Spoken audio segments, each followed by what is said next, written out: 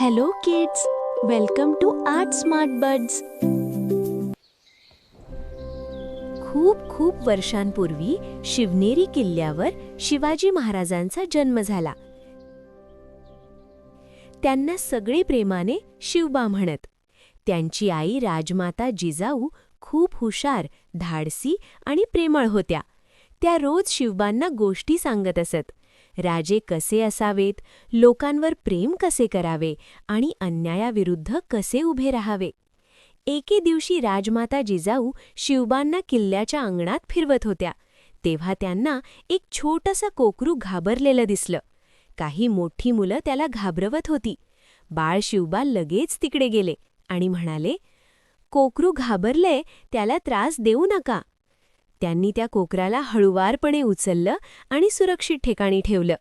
हे पाहून राजमाता जिजाऊ खूप खुश झाल्या.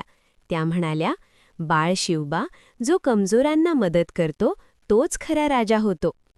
थोडं मोठं झाल्यावर बाळ शिवबा रोज किल्ल्यावर चढत उतरत, घोड्यावर बसायला शिकत आणि तलवार कशी धरायची ते पाहत. पण ते कधीही गर्व करत नव्हते.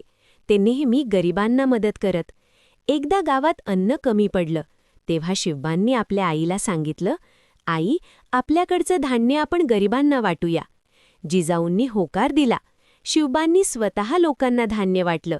म्हणून लोक त्यांना खूप प्रेम करू लागले. अशा प्रकारे बाळ शिवाजी महाराज लहानपणापासूनच दयाळू, धाडसी आणि न्यायप्रिय होते. पुढे जाऊन ते छत्रपती शिवाजी महाराज झाले, जे स्वराज्याचे महान राजे बनले. अशी होती बाळ शिवबांची गोष्ट.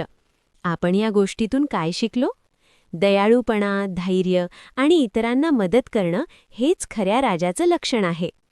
अशा नवनवीन गोष्टी पाहण्याकरता चॅनलला सबस्क्राईब करा.